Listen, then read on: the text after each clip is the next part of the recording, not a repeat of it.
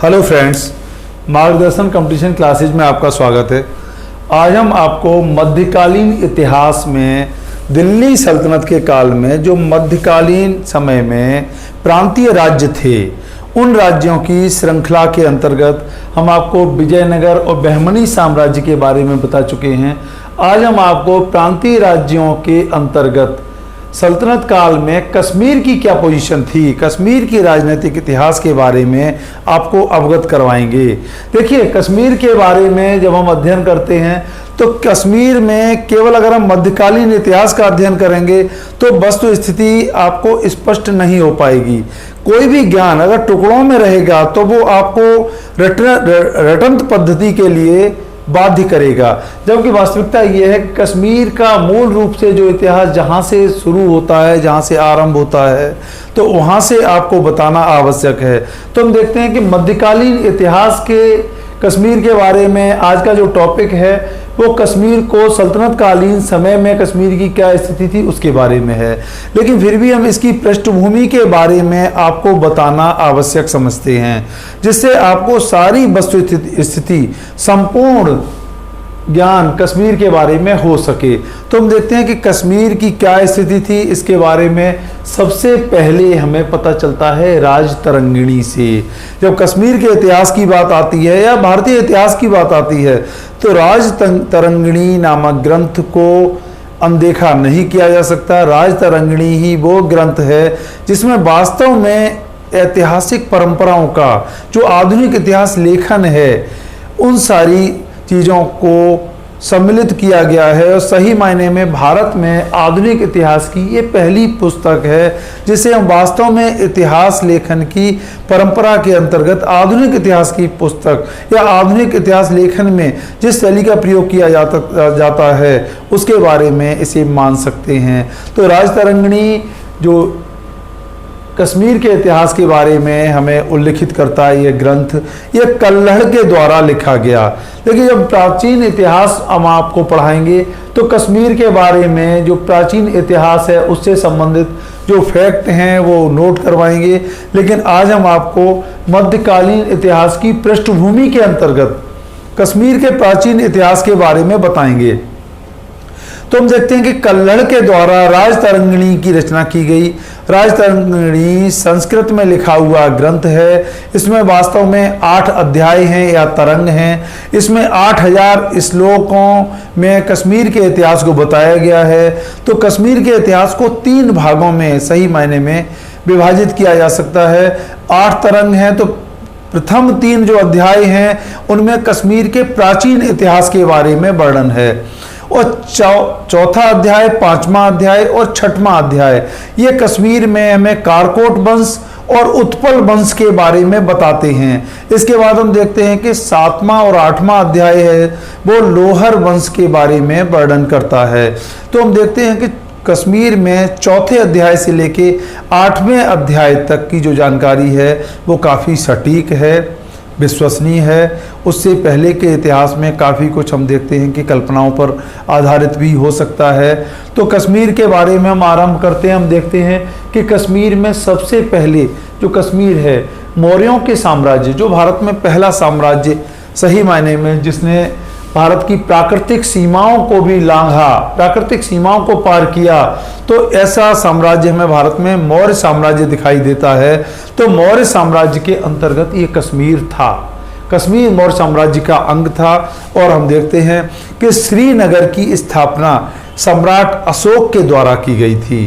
ध्यान रखिएगा, जो श्रीनगर आज हम लोग देखते हैं उसकी वास्तव में उसकी स्थापना सबसे पहले सम्राट अशोक के द्वारा की गई। उसके बाद हम देखते हैं कि कुषाणों के शासनकाल में कुषाण साम्राज्य के अंतर्गत कश्मीर कुषाणों के साम्राज्य का अंग था। और हम देखते हैं इसका सबसे बड़ा जो प्रमाण है कुंडलवन में ही चतुर्थ बौद्ध संगीति सम्राट कनिष्क के समय में की जाती है। कुंडलवन में चौथी बौद्ध संगीति जो हुई थी, जो बैठक हुई थी, वो कुंडलवन कश्मीर में हुई थी। इसके बाद हम देखते हैं कि कश्मीर फिर बाद में जब राज्यों का विखंडन होता है तो गुप्तों के समय में कश्मीर की स्थिति स्पष्ट नहीं है। और हम देखते हैं कि हूण शासक मिहिर कुल के समय में आकर हम देखते हैं कि हूर शासक मिहिर कुल ने कश्मीर में एक शरणार्थी के रूप में प्रवेश किया है और वहाँ के शासक को मार के कश्मीर पर अधिकार कर लिया है। तो कुछ समय के लिए हम देखते हैं कि हूर शासक मिहिर कुल का भी कश्मीर पर अधिकार रहा है। उसके बाद हम देखते हैं कि 7वीं शताब्दी में कारकोट वंश की कश्मीर में स्थापना होती है। और कारकोट वंश की जो स्थापना होती है, कारकोट वंश के संस्थापक जो हैं वो दुर्लभ वर्धन हैं। उन्होंने क्या किया है, कारकोट वंश से पहले हम आपको बता दें, वैसे काफ़ी डिटेल में हुआ जा रहा है लेकिन फिर भी मुझे बताना इतना आवश्यक लगता है कि कारकोट वंश से पहले गोनंद वंश था। गोनंद वंश के अंतिम शासक बालादित्य थे। बालादित्य के ये अधिकारी थे दुर्लभ वर्धन। अंत में दुर्लभ वर्धन ने ही कारकोट वंश की स्थापना की है। इनके बारे में हमें हुएनसांग के वर्णनों में भी, जो चीनी यात्री था जो हर्षवर्धन के समय में जिसने भारत की यात्रा की है, हुएनसांग के वर्णन से भी हमें कारकोट वंश के बारे में और दुर्लभ वर्धन के बारे में पता चलता है। दुर्लभ वर्धन ने 36 वर्ष तक शासन किया है और दुर्लभ वर्धन के राज्य में तक्षशिला से लेकर राजपूताना तक संपूर्ण राज्य कश्मीर साम्राज्य का अंग था, दुर्लभ वर्धन का अंग था। तो हम कह सकते हैं कि कश्मीर का एक बड़ा राज्य था जिसमें राजपूताना भी, और कह सकते हैं कि कश्मीर के पश्चिम में लगता हुआ वर्तमान पाकिस्तान का क्षेत्र भी कश्मीर साम्राज्य के अंतर्गत दुर्लभ वर्मन के राज्य के अंतर्गत था, जिसने 36 वर्ष तक राज्य किया था। हम देखते हैं दुर्लभ वर्धन के बाद में क्या होता है, दुर्लभक उसका उत्तराधिकारी होता है और दुर्लभक में भी लगभग 50 वर्ष तक शासन किया था। 632 से लेकर 682 ईस्वी तक उसका शासन रहा है। प्रतापादित्य की जिसने उपाधि धारण की थी और प्रतापपुर नामक नगर की स्थापना करता है। इसके बाद हम देखते हैं दुर्लभक के बाद उसके 3 पुत्र होते हैं। वो तीनों पुत्र क्रमशः कश्मीर की गद्दी पर शासन करते हैं, कश्मीर के राजा बनते हैं, जिनमें हम देखते हैं सबसे पहले चंद्रापीड़ शासक बनता है और फिर बाद में तारापीड़ शासक बनता है, फिर मुक्तापीड़ शासक बनता है। चंद्रापीड़ जो शासक बनता है उसे वज्रादित्य के नाम से इतिहास में प्रसिद्ध है। ये पवित्र और नेक शासक माना जाता है, काफी इसने उदारता पूर्वक शासन किया है। इसके बाद इसका भाई शासक बनता है तारापीड़। तारापीड़ उदयादित्य के नाम से जाना जाता है। इसे क्रूर और निर्दयी शासक माना जाता है, जिसने प्रजा पर अपार अत्याचार किए, तमाम उसने टैक्स लगाए, जिससे प्रजा अंततः प्रताड़ित हुई, दुखी हुई। बाद में हम देखते हैं कि इसका भाई मुक्तापीड़ जो इतिहास में अत्यधिक प्रसिद्ध शासक है, हम कह सकते हैं कि कारकोट वंश का सबसे प्रसिद्ध शासक है। मुक्तापीड़ ललितादित्य 724 में शासक बनता है, 760 तक शासन करता है। ये कारकोट वंश का ही नहीं, संपूर्ण कश्मीर के इतिहास का हमें सबसे प्रसिद्ध शासक दृष्टिगत होता है। इसने क्या किया है, इसने कन्नौज के शासक यशोवर्मन के साथ में संधि करके तिब्बत के शासक को पराजित किया है, तिब्बती शासकों को भी पराजित किया है। ये इसकी बहुत बड़ी उपलब्धि थी। और हम देखते हैं इसके बाद इसने क्या किया है, चीन में दूत मंडल भेजा है, तुर्कों और अरबों को भी पराजित किया है। हम कह सकते हैं कि इसके समय में क्या होता है कि आपको ध्यान होगा कि सिंध में अरबों का शासन हो चुका था और अरब लगातार सिंध से आगे कश्मीर उत्तर की ओर और इधर पश्चिम की ओर बढ़ने की कोशिश कर रहे थे। उसके अंतर्गत ही राजपूताना के गुर्जर प्रत्यारों ने भी अरबों को पराजित किया है और इसी तरह से ललितादित्य ने भी, कश्मीर के शासक ने इन्हें बुरी तरह से सिंध के अरबों को पराजित किया था। तो हम देखते हैं कि इस प्रकार से इसके अलावा इसने क्या किया है कि फिर होता क्या है, न जाने क्यों भारत के महत्वपूर्ण दोनों शासक कश्मीर में ललितादित्य और कन्नौज में यशोवर्मन, मालवा और कन्नौज क्षेत्र के, ये दोनों शासकों की अंततः किसी बात को लेकर भिड़ंत हो जाती है और उसके बाद उस लड़ाई में यशोवर्मन की पराजय होती है, यशोवर्मन मारा जाता है और कन्नौज तक के संपूर्ण क्षेत्र पर, कन्नौज के सीमावर्ती क्षेत्रों पर भी अंततः ललितादित्य का अधिकार हो जाता है। ऐसी स्थिति में होता क्या है, जब ललितादित्य का अधिकार हो जाता है, इसके बारे में कल्हड़ ने ललितादित्य की दिग्विजय का उल्लेख किया है। जब उसका कन्नौज पर अधिकार हो जाता है तो फिर वो बंगाल के लिए, हम देखते हैं कि बंगाल की ओर आगे बढ़ता है, बंगाल के गौड़ क्षेत्र को जीतता हुआ, उड़ीसा के कलिंग क्षेत्र को जीतता हुआ, कावेरी के क्षेत्र में आगे बढ़ता हुआ, संपूर्ण क्षेत्र को रौंदता हुआ, अंततः गुजरात तक के क्षेत्र पर अधिकार करता है और राजपूताना से होते हुए फिर बाद में कश्मीर लौटता है। इसके राज्य के बारे में हम कह सकते हैं कि गुप्तों के बाद भारत में एक सबसे बड़ा साम्राज्य हमें ललितादित्य का ही दृष्टिगत होता है। तो समझ सकते हैं कि ये कश्मीर का कितना महान शासक था। इसने क्या किया है, सूर्य के मार्तंड मंदिर का निर्माण करवाया है, तमाम मंदिरों का, बौद्ध विहारों का समानता से निर्माण करवाया है। और इसके बाद हम देखते हैं कि फिर बाद में जयापीड़ विनयादित्य भी शासक बनता है, जो एक कारकोट वंश का हम कह सकते हैं कि अंतिम महत्वपूर्ण शासक है, जिसने भी कन्नौज की विजय की है। और उसके बारे में बताया जाता है कि उसने नेपाल को भी विजित किया था। इसके बाद में हम देखते हैं कारकोट वंश समाप्त हो जाता है और उत्पल वंश की कश्मीर में स्थापना हो जाती है। उत्पल वंश का संस्थापक अवंती वर्मन होता है और जिसने सिंचाई के लिए तमाम नहरों का निर्माण किया है। इसका इंजीनियर था सुइया। सुइया के नेतृत्व में तमाम नहरों का निर्माण किया गया है। सुइया के सम्मान में भी सुइयापुर का जो आज आधुनिक सोपोर है उसकी स्थापना की जाती है, इस नगर को बसाया जाता है। इसके बाद में हम देखते हैं कि 10वीं शताब्दी के अंत में या 11वीं शताब्दी के आरंभ में, हम 10वीं शताब्दी के अंत में रानी दिद्दा का शासन होता है। रानी दिद्दा को ये माना जाता है उसने 50 वर्ष तक शासन किया है और 1003 ईस्वी तक उसका शासन रहा है। माने जब भारत पर महमूद गजनवी आक्रमण आरंभ कर रहा था, उसी समय रानी दिद्दा का शासन कश्मीर में समाप्त हो रहा था। और रानी दिद्दा का जब कश्मीर में शासन समाप्त होता है, रानी दिद्दा का शासन समाप्त होने के बाद फिर क्या होता है, उसका भतीजा संग्राम राज कश्मीर का शासक बनता है और कश्मीर में एक नए राजवंश की स्थापना होती है, लोहर राजवंश के नाम से जिसे जाना जाता है। और उसका संस्थापक रानी दिद्दा का भतीजा संग्राम राज होता है। संग्राम राज के समय में हम देखते हैं कि जिस समय हिंदू शाही राजवंश के शासक त्रिलोचन पाल शासक होते हैं, उनसे महमूद गजनवी का युद्ध हो रहा होता है, तो त्रिलोचन पाल की सहायता के लिए इस संग्राम राज ने अपनी सेना को एक मंत्री के साथ में भेजा था और इस प्रकार से त्रिलोचन पाल की सहायता की थी। हम देखते हैं कि उसके बाद क्या होता है, कश्मीर का इतिहास इसी प्रकार से आगे बढ़ता है और महाराजा अनंत और रानी सूर्यमती के नेतृत्व में कश्मीर काफी फलता फूलता है और उनका पुत्र होता है कलश। कलश जब शासक बनता है तो आरंभ में काफी एक क्रूर और अत्याचारी शासक सिद्ध होता है, लेकिन बाद में वो अपने में काफी सुधार करता है और एक अच्छा शासक सिद्ध होता है। इसके बाद हम देखते हैं कि कलश का पुत्र हर्ष शासक बनता है। हर्ष वास्तव में सद्गुणों और दुर्गुणों का मिश्रण माना जाता है। सद्गुण उसमें ये थे कि वो विद्वान था और विद्वानों का संरक्षण करता था, विद्वानों का आदर सम्मान करता था, लेकिन शासक के रूप में हम देखते हैं कि अत्यंत क्रूर और अत्याचारी था।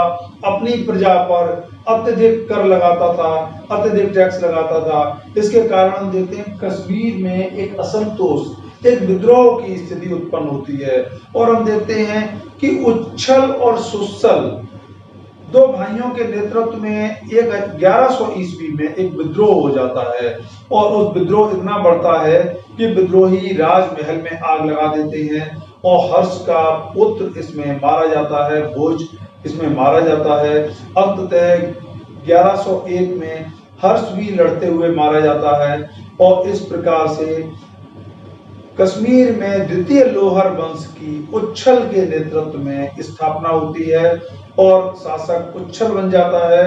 उच्छल के बाद सुच्छल बनता है। फिर हम देखते हैं कि जय सिंह शासक बनता है। जयसिंह के शासनकाल में ही कल्लड़ ने राजतरंगिणी की रचना की थी। और कल्लड़ ने रचना की है जयसिंह के शासनकाल में ही, ध्यान रखिएगा। तो जयसिंह ये शासक बनता है और ये सही मायने में कश्मीर में अपने वंश का ये अंतिम शासक था।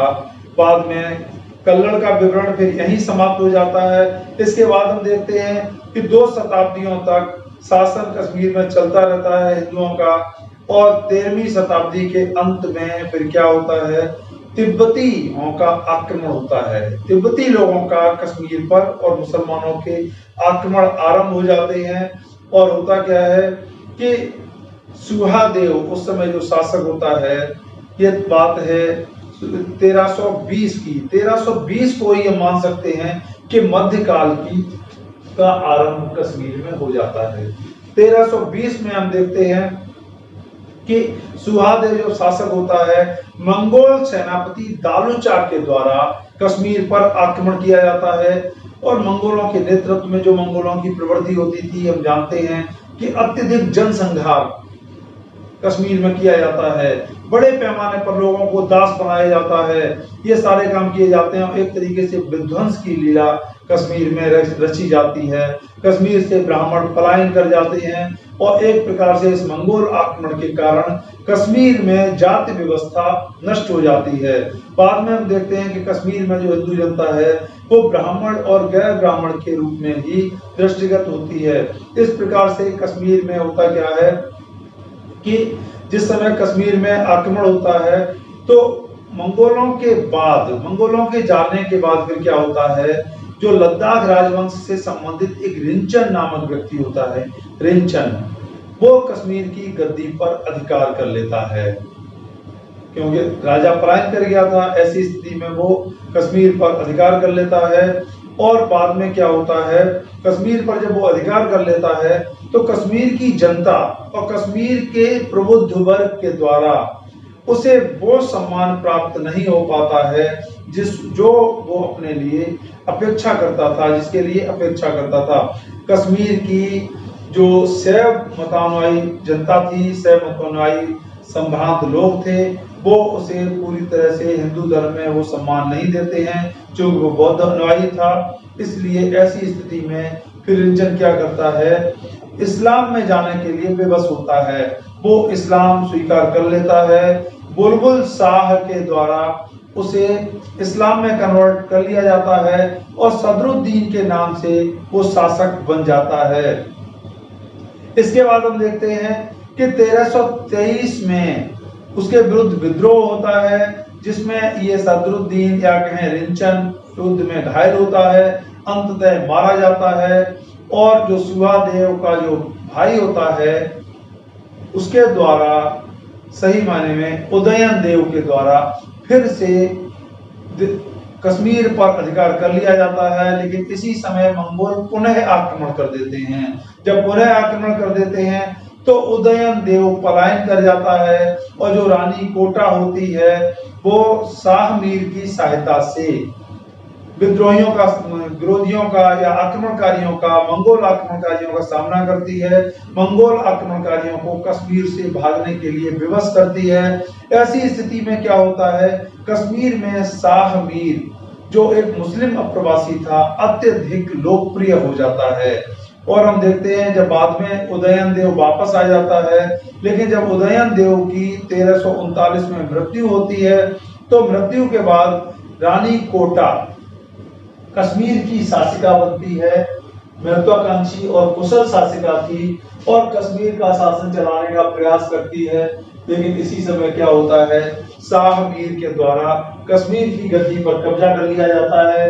रानी कोटा को इंद्रकोट के दुर्ग में घेर लिया जाता है और रानी कोटा को अंततः समर्पण के लिए विवश किया जाता है। रानी कोटा का विवाह अंततः फिर शाह मीर के साथ में होता है, लेकिन वो आत्महत्या कर लेती है। इसके बाद हम देखते हैं शाह मीर का कश्मीर पर अधिकार हो जाता है।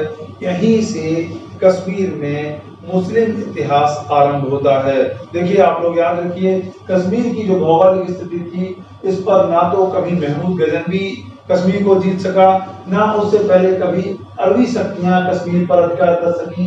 तो हम कह सकते हैं कि कश्मीर में इस्लाम का प्रवेश आक्रमणकारियों की शक्तियों के साथ में नहीं हुआ, बल्कि कश्मीर में हम देखते हैं कि तैमूर का जब आक्रमण भारत पर होता है, उससे पहले मध्य एशिया और ईरान के क्षेत्र पर जो आक्रमण होता है, उससे तमाम मध्य एशिया के और भारत क्षेत्र के तमाम मुस्लिम विद्वान, तमाम मुस्लिम स्कॉलर्स हिंदुस्तान में आते हैं और कश्मीर में शरण पाते हैं। तो इसी तरह से शाह मीर भी एक अप्रवासी मुसलमान था, जिसके द्वारा कश्मीर की गद्दी पर अधिकार किया जाता है, और इस प्रकार से कश्मीर में मुस्लिम इतिहास का आरंभ होता है। तो याद रखिए, कश्मीर को कभी इस्लामी शक्तियों के द्वारा नहीं जीता गया, बल्कि कश्मीर में एक हम देखते हैं एक क्रांति, एक तख्ता पलट जो होता है, उसके साथ ही कश्मीर में इस्लाम के इतिहास का आरंभ होता है। आप इस को समझने के बाद आज तक की सारी कश्मीर की समस्या को बखूबी समझ सकते हैं कि कश्मीर में किस प्रकार से इस्लाम का आरंभ होता है और बाद में ये किस तरह से समस्या विकराल स्वरूप धारण करती जाती है। ये सारी बातों का आप अध्ययन कर सकते हैं। तो हम देखते हैं कि शाह मीर वंश की स्थापना हुई। यहाँ से हम आपको आज बताएंगे, इसकी पृष्ठभूमि बताने के बाद। तो शाह मीर वंश का संस्थापक शाह मीर होता है, और जो शमसुद्दीन के नाम से गद्दी पर बैठा, इसमें हम देखते हैं कि 16 शासक होते हैं। लेकिन हम महत्वपूर्ण जो शासक हैं, जो आपके लिए फैक्ट की दृष्टि से इंपॉर्टेंट हैं, उनके बारे में नहीं हम आपको बताएंगे। तो शाह मीर ने सही मायने में एक सामंतवादी व्यवस्था समाप्त की, जो कश्मीर की परंपरागत सामंतवादी व्यवस्था थी, उसे समाप्त करता है और अंततः क्या करता है कि एकता व्यवस्था को लागू किया गया और एकता में इक्तदार स्थापित किए जाते हैं, नियुक्त किए जाते हैं और कश्मीर पर मजबूती से शासन किया जाता है। हालांकि ये धार्मिक रूप से उदार शासक माना जाता है, जिसने हिंदुओं के साथ भी कोई भेदभाव नहीं किया है। इसके बाद हम देखते हैं कि शिहाबुद्दीन, इसके बाद में महत्वहीन शासक होते हैं, जिनके बताना जिनके बारे में आवश्यक नहीं है। जमशेद अलाउद्दीन वगैरह शासक हुए हैं, लेकिन शिहाबुद्दीन ही वो शासक है जो सबसे महत्वपूर्ण, प्रथम महत्वपूर्ण शासक जिसे माना जाता है, जिसने वास्तव में संपूर्ण कश्मीर पर अधिकार किया है। इसने लद्दाख क्षेत्र पर विजय प्राप्त की है, लद्दाख के लोगों को पराजित करके लद्दाख क्षेत्र पर विजय प्राप्त की है, अपने साम्राज्य का विस्तार किया है। माने अपने साम्राज्य को कश्मीर घाटी से निकालकर संपूर्ण जम्मू कश्मीर जो आज माना जाता था, उस संपूर्ण क्षेत्र पर उसने अधिकार किया है, जिसमें लद्दाख क्षेत्र भी सम्मिलित है। इसके बाद जो महत्वपूर्ण शासक है वो देखते हैं सिकंदर है। सिकंदर महत्वपूर्ण शासक है। सिकंदर कश्मीर में अत्यधिक धर्मांध शासक जिसे माना जाता है, जिसने बुद्ध शिकन की उपाधि धारण की है, इसका जो प्रधानमंत्री था वो सुहा भट्ट था, जो एक कश्मीरी ब्राह्मण था। ये इसका प्रधानमंत्री था, लेकिन ये इस्लाम में कन्वर्ट हो जाता है सुहा भट्ट, और सुहा भट्ट ने ही इसे परामर्श दिया कि कश्मीर में हिंदुओं के साथ में एक कठोर नीति, अत्यंत कठोर नीति को लागू किया जाए। हिंदुओं के सामने 3 विकल्प रखे जाते हैं, या तो वो इस्लाम को स्वीकार कर लें, या मृत्यु का वर्ण करें, या कश्मीर से पलायन कर जाएं। ऐसे लोग जो ना तो इस्लाम स्वीकार कर सकते थे, ना कश्मीर से पलायन कर सकते थे, ऐसे लोगों ने बड़े पैमाने पर सामूहिक रूप से आत्महत्याएं की। और इस प्रकार से हम देखते हैं कि कश्मीर में एक जबरदस्त धर्मांतरण का दौर आरंभ हुआ। कश्मीर में जबरदस्ती बलात् लोगों को इस्लाम में कन्वर्ट किया जाता है, तिलक लगाने तक पर पाबंदी लगा दी गई, हिंदू परंपराओं को रोका जाता है, हिंदू मंदिरों का विध्वंस किया जाता है, बड़े पैमाने पर मंदिरों को तोड़ा जाता है। और इन मंदिरों में मार्तंड मंदिर, चक्रधर मंदिर, तपरेश्वर मंदिर ये प्रमुख हैं, वरना बड़े पैमाने पर सैकड़ों हजारों मंदिरों को ध्वस्त कर दिया जाता है। सती प्रथा प्रतिबंधित कर दी जाती है, हिंदुओं पर तमाम तरह के अंत्येष्टि तक के टैक्स लगाए जाते हैं, और ये सारा कुछ उसके प्रधानमंत्री या वजीर सुहा भट्ट के परामर्श पर ही किया गया, जो हिंदू धर्म से विद्रोह करके इस्लाम को जिसने स्वीकार किया था, और इसने ही कश्मीर में एक कन्वर्जन का, एक अंधा प्रयास, एक अंधी दौड़ आरंभ की, जिससे कश्मीर में पूरी तरह से कश्मीर का इस्लामीकरण कर दिया जाए। बड़े पैमाने पर कश्मीर से ब्राह्मणों ने पलायन किया, बड़े पैमाने पर कश्मीर में ब्राह्मणों ने इस्लाम को स्वीकार किया और बड़े पैमाने पर कश्मीर में हिंदुओं और ब्राह्मणों ने आत्महत्याएं की। तो इस तरह से इस्लामीकरण का कार्य कश्मीर में किया गया।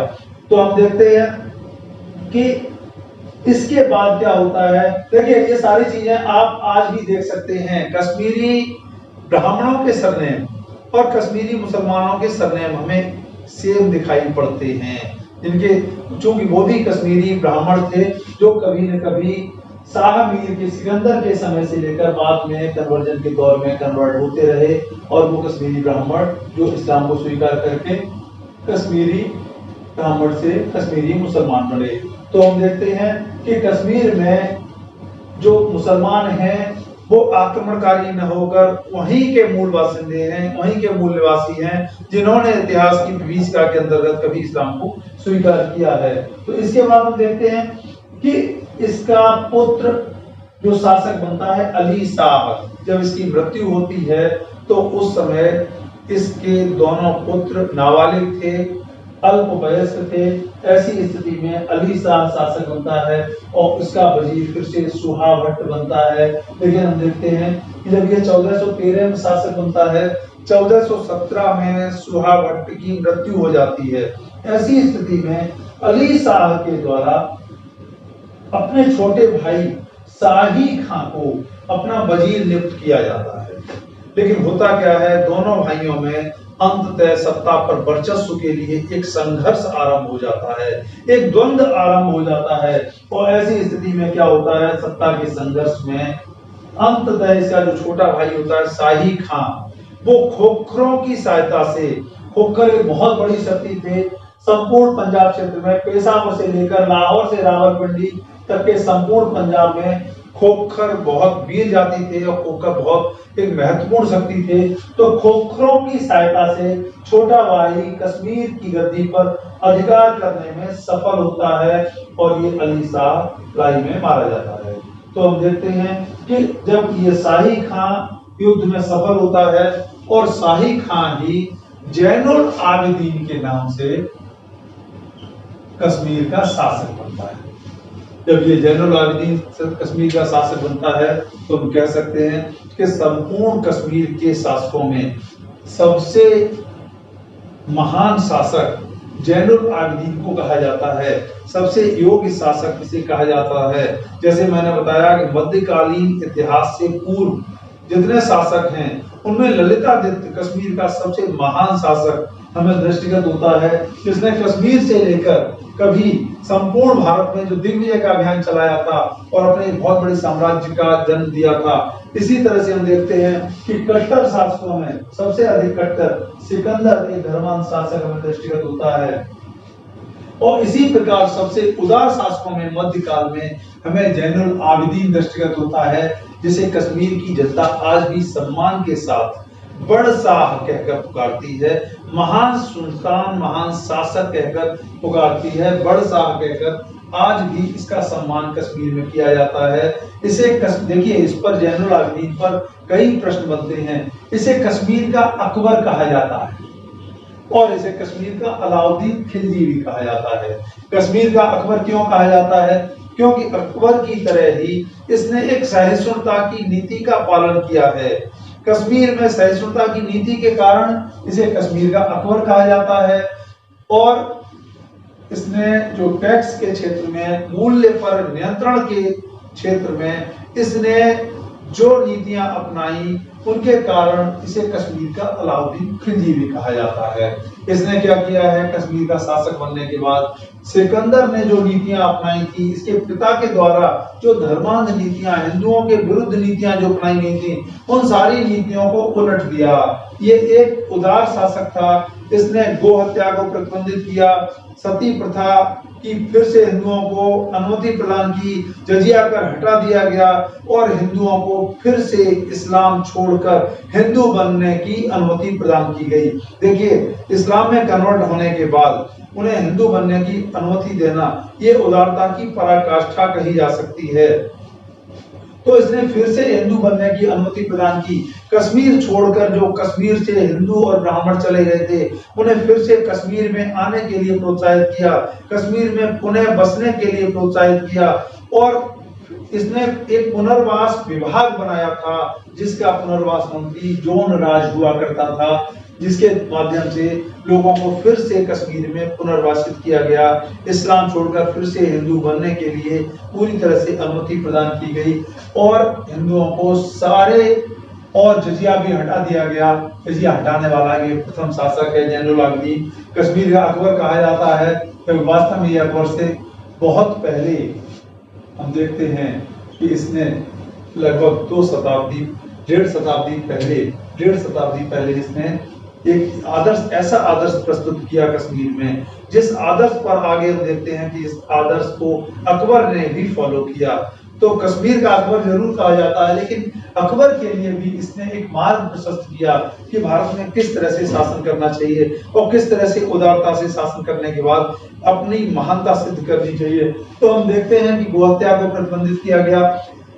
राजतरंगिणी का द्वितीय भाग, राजतरंगिणी को मैंने बताया था कल्लड़ ने लिखा था, जयसिंह के समय तक का लिखा गया था। उसके बाद 1458 तक जोन राज ने ही आगे बढ़ाया है कश्मीर के इतिहास को। और तृतीय भाग इसके आगे श्रीवर जो इनके शिष्य थे उनके द्वारा आगे बढ़ाया गया है। ये सारा काम जैनुल आबिदीन के समय में ही होता है। और हम देखते हैं कि इसने अकबर की भांति 50 वर्षों तक शासन किया है, 1420 से 1470 तक। इसके अलावा हम देखते हैं कि इसके समय में सिंचाई व्यवस्था पर भी अत्यधिक काम किया गया है, नहरों का जाल बिछाया गया है और मूल्यों पर नियंत्रण स्थापित किया गया है। इसीलिए इसे कश्मीर का अलाउद्दीन खिलजी भी कहा जाता है। इसके अलावा अगर हम इसकी सांस्कृतिक उपलब्धियों की बात करते हैं तो हम देखते हैं कि कुतुब उपनाम से ये क्या करता था, फारसी में कविताएं लिखता था, फारसी में कविताएं लिखता था कुतुब उपनाम से। इसके अलावा इसने क्या किया गया, इसके समय में महाभारत और राजतरंगिणी का इसने अनुवाद करवाया है फारसी में और मुल्ला अहमद के द्वारा फारसी में अनुवाद किया गया है। इसने जीवन के अंतिम समय में शिकायतनामा नामक ग्रंथ लिखा।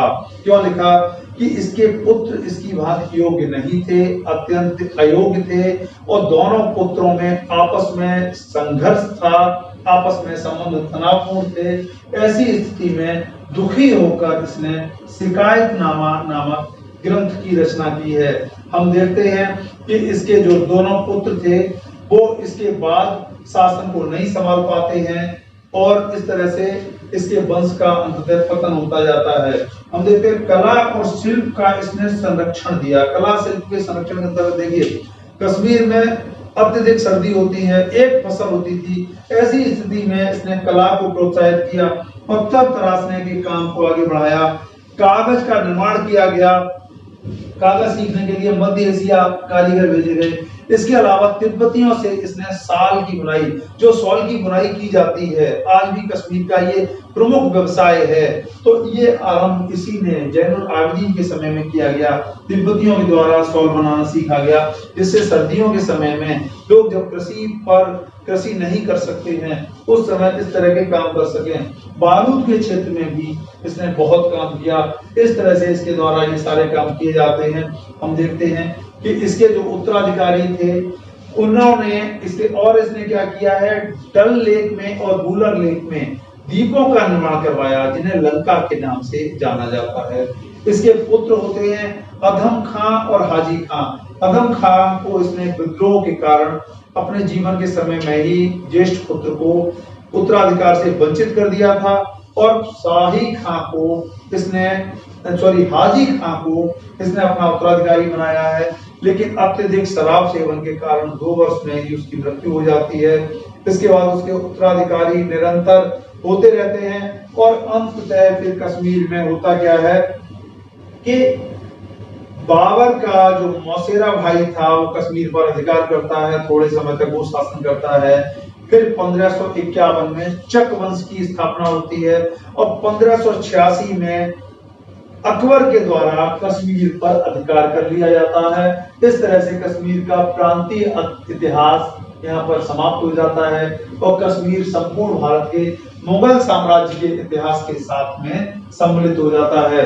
इसके बाद हम देखते हैं कि जब मुगल साम्राज्य का अंत होता है और बाद में भारत में मुगल साम्राज्य के विखंडन के समय जब सिख एक बड़ी शक्ति के रूप में भारत में विकसित होते हैं, उस समय महाराजा रणजीत सिंह के राज्य का कश्मीर भी अंग था। कश्मीर महाराजा रणजीत सिंह के राज्य का अंग था। बाद में हम देखते हैं कि कश्मीर में जब देश आजाद होता है उस समय कश्मीर में एक नया आंदोलन आरंभ होता है, जिस आंदोलन को कांग्रेस के द्वारा समर्थन दिया जाता है।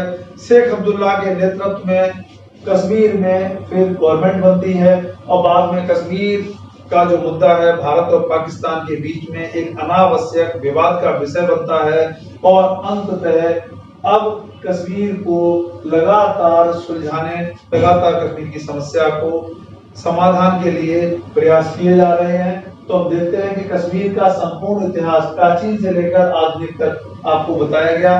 अब कश्मीर की समस्या जो है आज, उसे आप बहुत कुछ इस ऐतिहासिक पृष्ठभूमि के साथ समझने में सक्षम हो सकते हैं। नेक्स्ट वीडियो में हम इसी प्रांतीय राज्यों की श्रृंखला को आगे बढ़ाएंगे और कश्मीर के बाद किसी अन्य राजवंश के बारे में आपको अवगत करवाएंगे। तब तक के लिए धन्यवाद। आप मेरे इस चैनल मार्गदर्शन कंपटीशन क्लासेज को सब्सक्राइब करें, वीडियो को लाइक और शेयर करें। इसके अलावा कमेंट बॉक्स में अपने कमेंट भी डालें, जिससे आपके अनुसार भी कुछ काम किया जा सके। धन्यवाद।